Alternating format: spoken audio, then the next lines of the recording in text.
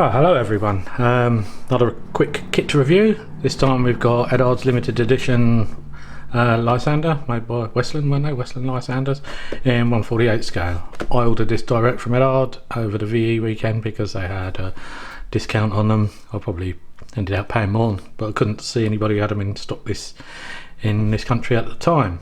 Anyway, the kit number is 11138.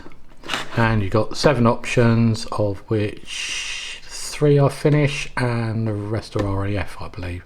I'll check that when we go through the instructions in a second. Anyway, kit parts are in one bag. Some people don't like that. To be honest, I don't mind as long as they are in a bag, not just loose in the box. So we'll have a look at those in a minute. You've got the clear sprue in a click lock bag, all in one piece. I have watched a channel I watched called Skeleton. I'm sure some of you have heard of him. He built one and his first canopy was cracked. You can see the glue track along it, and he also said these bits were a bit warped, so we'll find out about that when we come to it. You've got canopy masks and a small bit of photo etch in there.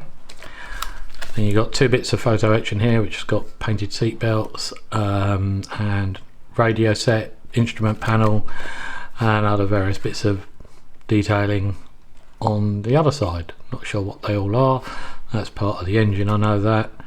But anyway, then you got some resin bits. There's a couple of bits I believe off in the bag, so I've had to look at it.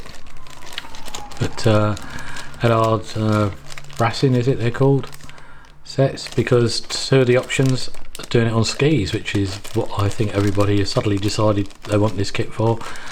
So that's what I'm going for. Some nice little, wonderfully moulded little bombs. Quite a versatile aircraft. Then we've got the instructions, obviously, we'll come back to those in a second, and the Decals sheet. Don't know who they're printed by. I presume Eduard have bought them in-house because it says made in the Czech Republic. But I tend not to get Decals out. They look okay though. Quite interesting. So I'll just put those back in. As I say, I'll now move my light down, so hopefully there's not too much glare once I've taken the box away. Move down a bit more. It's just getting dark. I've just come in from work, so I thought I'd do a quick review, but I'll show you a couple of bits. These are one of the main landing gear skis. Hopefully they're in focus. Sorry about the wobble there, I'm just tilting the screen over a bit. So that's those. There's a couple of bits off, but it's obviously 2 of those. And you've got like machine gun? No, they could be the legs. Not sure, I'll be honest. Tail wheel ski. That sounds odd.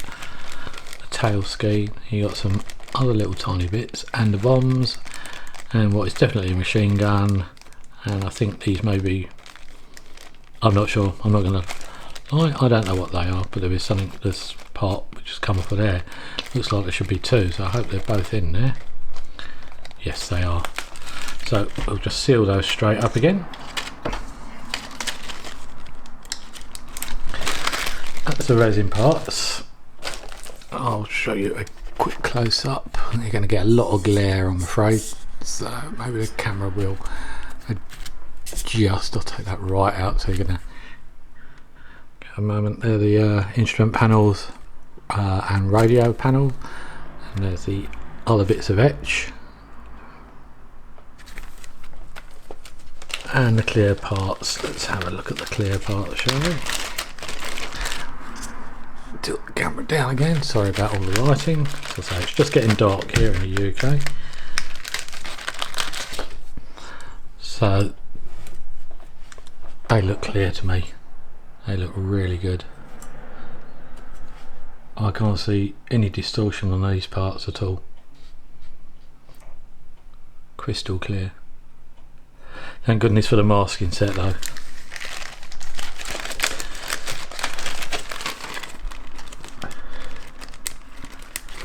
As I say, this odd little bit of etch, not sure what that is exactly. for the gun sights, or whether are they cooling jackets for the guns? Don't know. And just their masking set. And as we've got the bits out, let's have a look at them.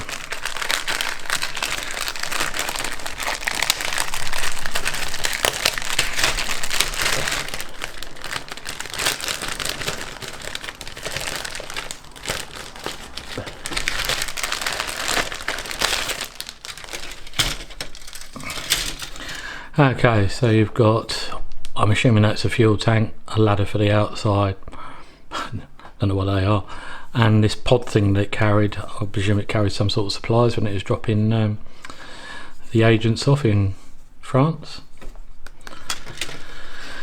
I don't think this is their moulds, I think this was another company's, but it looks quite nice. You've got the canopy framing here, you've got the bit of inside detail, wheel spats, turn it over, you've got the engine cowling, they're the little winglet things that go on the wheel spats, front of the engine, radio, don't know what that is, I'll be honest. And you got part of the main wings, propeller blades, wheels, instrument panel, got to make the engine look, cylinder heads. What's there? 2, 4, 6, 8, 9 pots. Seat, exhaust. I presume that's a headrest. Another machine gun. That's the tail wheel, I assume, if you're using the tail wheel. Control stick. But if I point you in the direction of Skeleton's build, his will be infinitely better than mine. Then you got the other halves of the wings, tail planes, part of the canopy. I believe that's part of the wing mounting system. Presumably that is either inlet or exhaust manifold, front of the cowl, wing struts, spinner. Yeah, nicely moulded, lots of good crisp detail. Are they ejector pin marks? No, because the ejector pin marks are there. They must have been filler points or something. Not sure. Check those out. And that just leaves us the instructions to have a look at now. There's a bit knocked down because I'm doing my usual untidy bench. So you've got the call outs here, or the tree sprues. A few bits not used. The resin parts, where the masks go, colour call outs, emission models and guns, Aqueous and Mr. Colour. So as usual, you start off with the seat, putting on the photo etch seat belts on it. Radio, I presume that is some sort of fuel tank, as I said.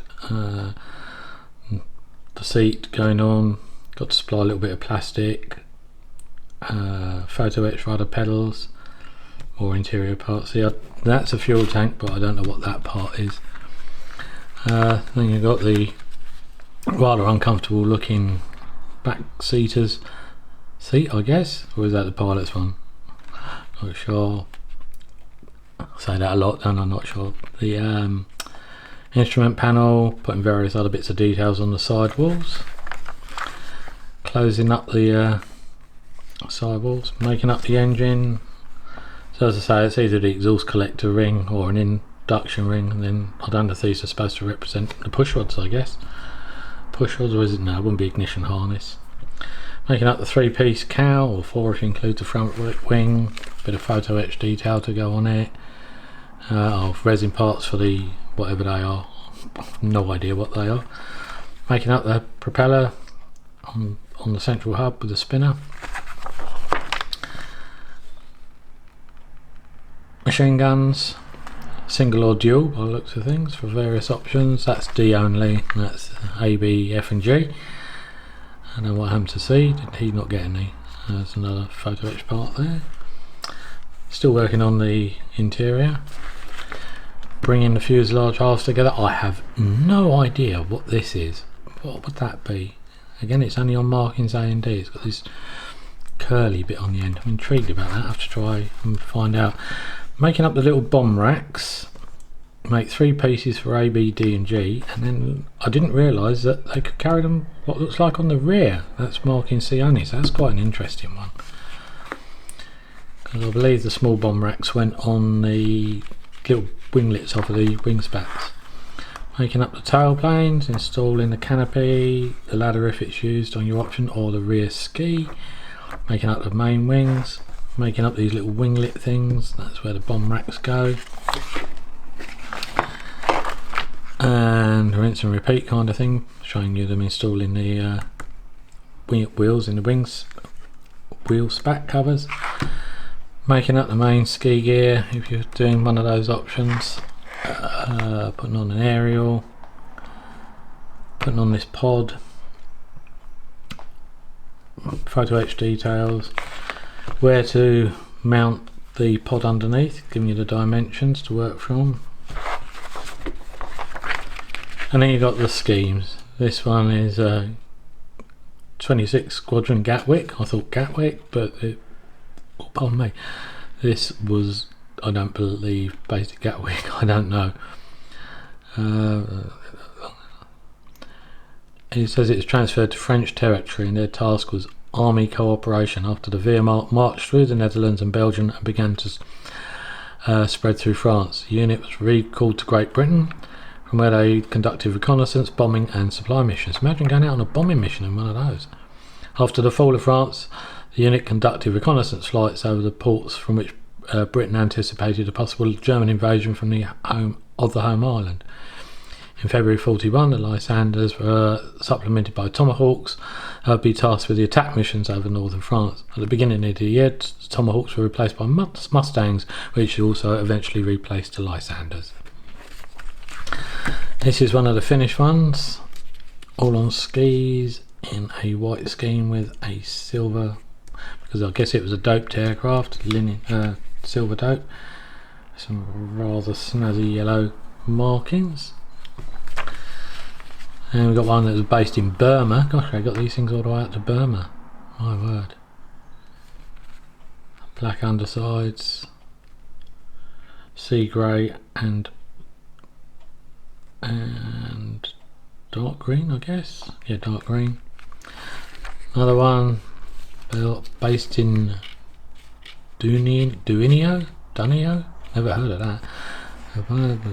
What's this? This is a precise Polish man fighter and bomber units formed on the basis of an agreement between Britain and Poland, or the exiled governments of Poland. 309 squadron was activated in October 1940, tasked with army cooperation with Polish ground units operating out of United Kingdom. It's equipped with a Western Lysander type, using a type till 1943. In July, several Mustangs were delivered, and so the Mustangs were replaced the Lysander again. And you got an all over black one based at Tempsford. This is one I think everyone is going to do. I like this one. It's interesting that 9 of them are transported by ship. There was a dozen sent over in 1940. They were assembled where they were assembled and they were transported by ship to Sweden, where they were assembled and flown to Finland.